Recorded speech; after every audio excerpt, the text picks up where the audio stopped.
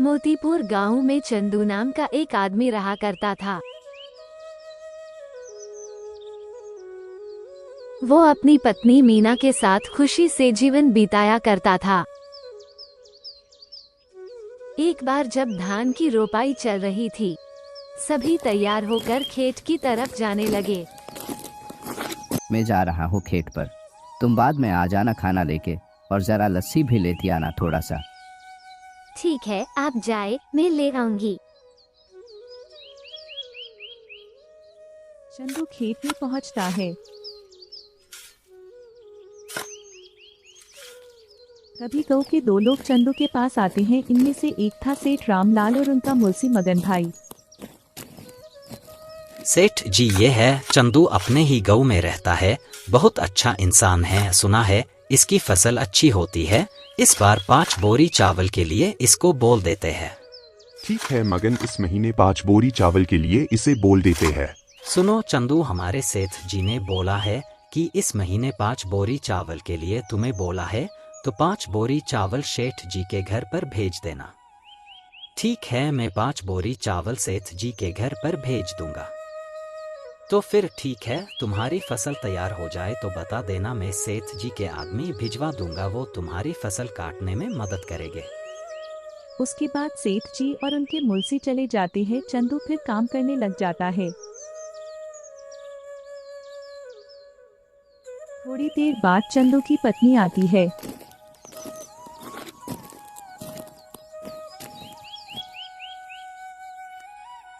सुनते हो जी, मैं आपके लिए खाना बनाकर लाई हूँ, आप हाथ धोकर खाना खा लीजिए, नहीं तो ठंडा हो जाएगा।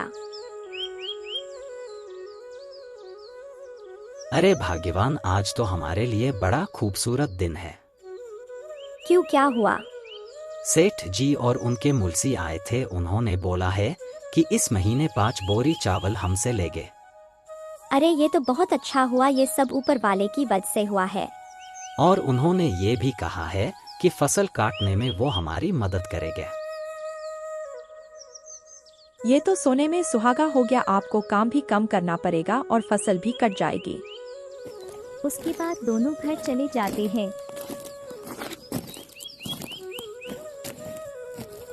घर जाके चंदू की बीवी खाना बनाती है। उसके बाद दोनों खाना खाकर सो जाते हैं।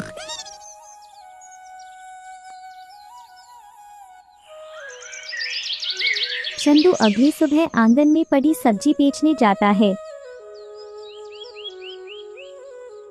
अरे सुनती हो, मैं ये सब्जी बाजार में बेच के आता हूँ।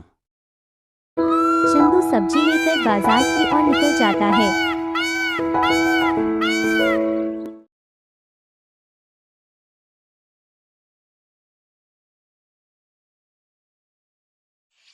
ही देखते शाम हो जाती है। चंदू की सारी सब्जी भी बिक जाती है। घर जाके चंदू की बीवी खाना बनाती है। उसके बाद दोनों खाना खाकर सो जाते हैं। ऐसे ही 4 महीने निकल जाता है। सो जाते हैं। आधी रात को चंदू के घर के बाहर कुछ चोर बार कर रहे थे। सुनो सब लोग, आज रात चंदू के घर से चावल की सारी बोरियां चुरानी है, नहीं तो मालिक हमें छोड़े गए, नहीं समझ गए ना हमें क्या करना है। ठीक है सरदार, हम समझ गए। फिर धीरे धीरे करके चंदू के घर से सारी चावल की बोरियां चुरा लेते हैं। अगली सुबह चंदू की बीवी, अजी सुनो ना, जल्दी उठो, हमारे घर में चोरी हुई है। क्या हुआ, क्यों सुबह सुबह चिल्ला रही हो? चंदू देखता है कि घर में एक भी चावल की बोरियां नहीं है। चंदू उदास होकर घर के आंगन में बैठ जाता है।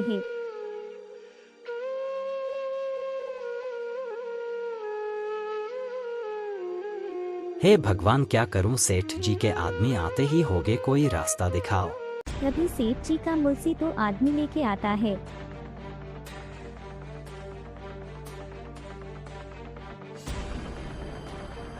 लाओ चंदू, कल चावल की बोरियां दे के गए थे ना।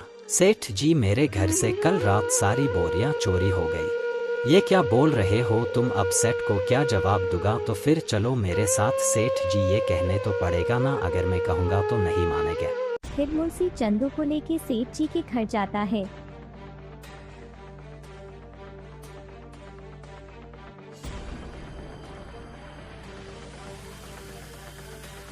पहुंचने के बाद लाओ चंदू मेरी चावल की 5 बोरियां। सेठ जी मेरे घर से कल रात सारी बोरियां चोरी हो गई। ये क्या बोल रहे हो तुम? कहीं तुम झूठ तो नहीं बोल रहे? कहीं तुमने कोई दूसरे को तो सारी बोरियां नहीं बेच दी? नहीं सेठ जी, मैं आपसे झूठ कैसे बोल सकता हूँ? ठीक है, आज तो छोड़ रहा हूँ, अगली बार से ध्यान रखना।